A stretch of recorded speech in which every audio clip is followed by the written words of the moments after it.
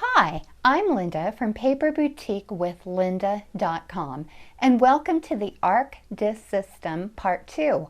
Today I'm going to demonstrate how to make custom size page protectors to use in your ARC notebook or in a ringed notebook system.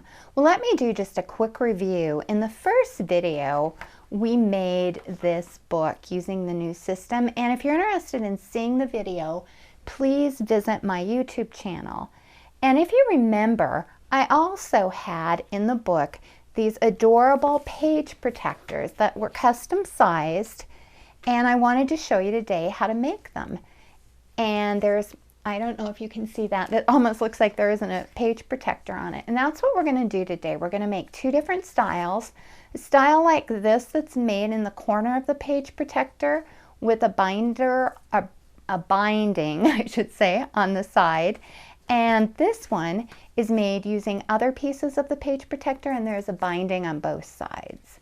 Well, let's go ahead and get started. I will warn you there's a little bit of math involved, but it's not too bad. First of all, for today's video, I'm using page protectors that I purchased quite some time ago at Costco, and I believe they were 100 for $10 or 10 cents a page protector. And what we're going to do, and I'm going to show you two different ways to make this, but what I did for the first one is I'm hoping that you can see that. I just am going ahead and trimming the white away. I'm not trimming through the stitching. You'll want to make sure that the stitching stays intact, and you can trim this bottom piece along the stitching if you want, or just leave it. So you're going to trim it all the way up, and if you do it a different way, you don't even have to trim this white off, and I'll show you what I mean by that in just a moment here. Now here is the page protector, and it's trimmed here, and you've got a little border, and there's a fold here. Well, on the first few that I made, I kind of liked that dimension, so I left it like that. And if you want to do that, you would turn it this way, and if not, you can use the fold right here and leave it like this. So let me explain a little bit further. Let's just say we're going to start out and we're going to we have an 8x10 photo, and we're going to make an 8x10 custom size page protector, an 8x10 finished for a finished photo. What you're going to do, and I'm going to move this up a little bit, is you're going to line up your measurement with this stitch line, because where it's stitched is where your photo or your paper will go. So from that stitch line to the top, you want to cut this 10 inches, and you're just going to trim right along the top for an 8x10. And this principle is the same for all of them. And what I've used in all of them is what I've used on all of them is the cutter pede, and I have a really sharp blade, and I do it a couple times like this.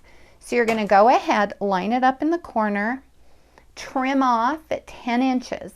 Now on the side, anytime you start in the corner with one binding, you're going to trim off, and you're going to add 1/8 of an inch. So if you want your finish to be 8x10, you're going to add 1/8 of an inch on this side. And let me show you why. Because when we add our binding here, we're going to put 1/8 of an inch tape here, and we need to allow for that, because if your picture is 8x10, it's going to butt right up against there, and that's what we want. So remember, if you're making something in the bottom corner here, line it up from this stitched line to the top if it's 8x10, and then always add 1/8 of an inch. Let me show you a couple of others. For example, I'll go through this again. If you're going to make an 8x8, put it in the bottom corner. Remember, 8 inches up here, but you're going to add 1/8 of an inch here. Same principle, 6x6. But let's just say we're doing a 6x6 in the corner. You can put any size in the corner, but I don't want to waste paper, so I'm doing the bigger ones.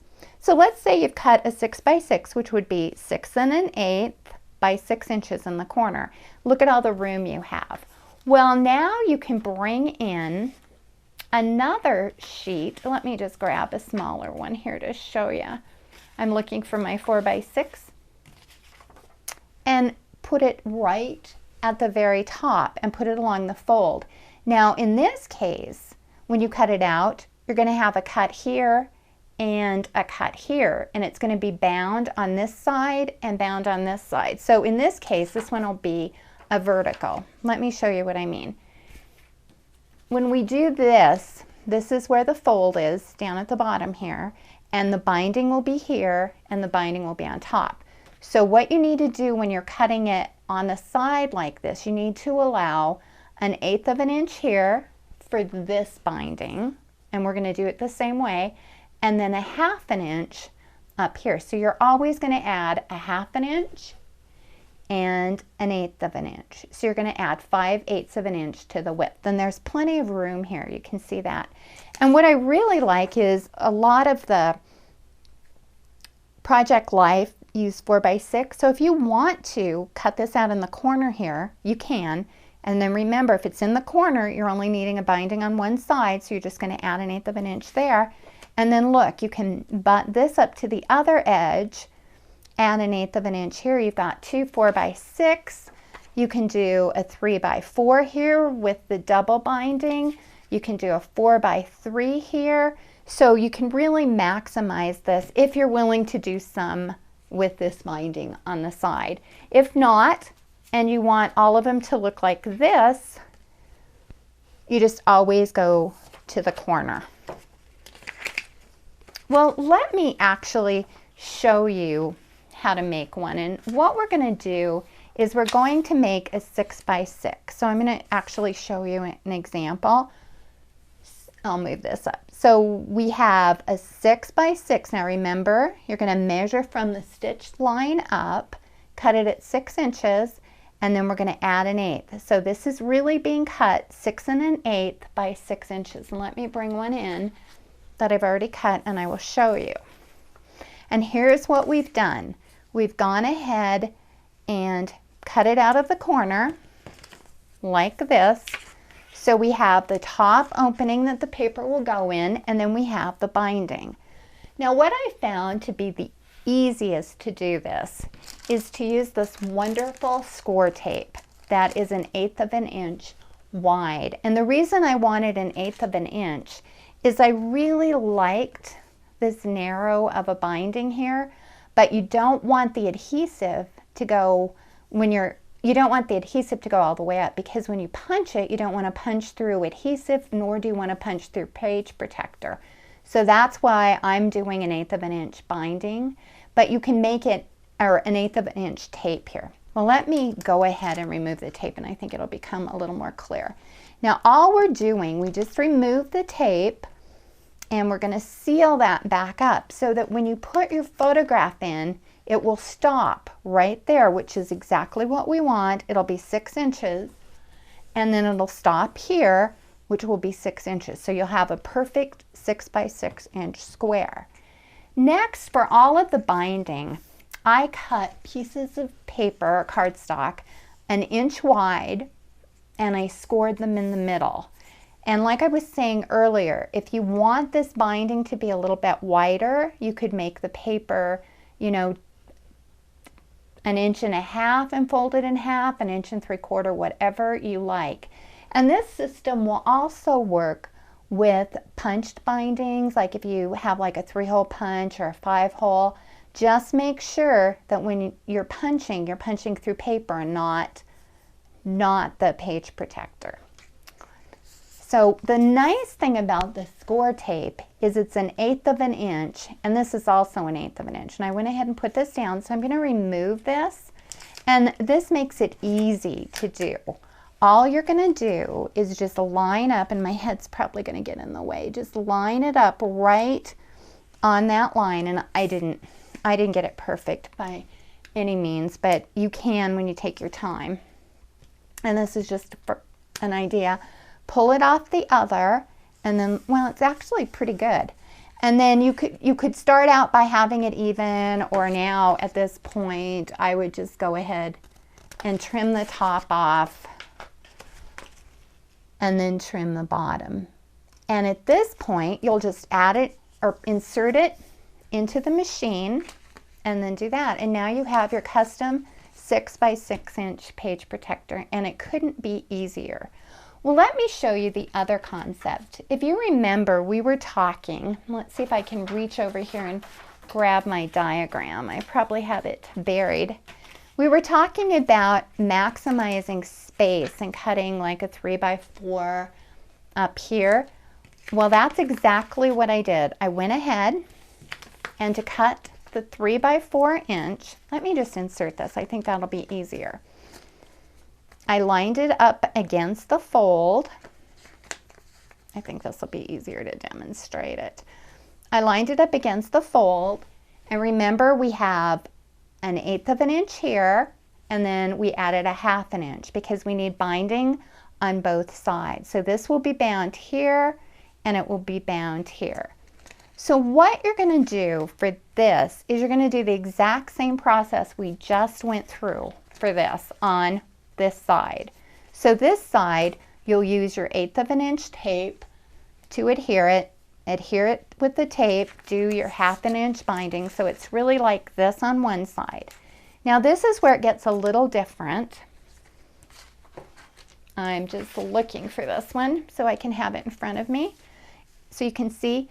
Now on this side, what I did is I went ahead and put a 1/2 an inch, I'm sorry, on this side, I went ahead and put a 1/2 an inch of tape. So you've got, because I'm using this as a 1/2 an inch here, and it really doesn't matter, you're not going to be punching this, but if you don't put tape here and you would just put it in like this, look what would happen. You'd have a pocket, but when you inserted it, and remember it's bound on this side, it would go all the way over and cover your photo. So you don't want to do that. So what you want to do is use something that's exactly a 1/2 an inch, which is the width of this, or you can make this narrow. And what I've used is just, I'll reach over and grab my tape, just regular Scotch double sticky tape, and just put a line here and a line here. And so you've got your 1/2 inch tape that's adhered.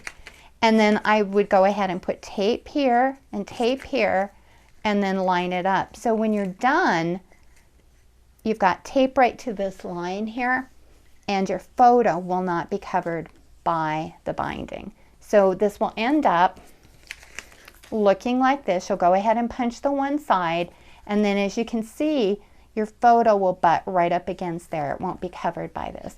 Now the fun thing about this binding on the edge here is you can make it any size you want. If you wanted to make it 1/8 of an inch, you can. If you want to make it wider, you can. And another fun thing I discovered when I was making these is washi tape will work, but this tape is a wonderful, it's called a sparkle tape, and it's really soft and pliable, but it's only like probably a 1/2 an inch wide, so a 1/2 an inch total width where this is 1 inch.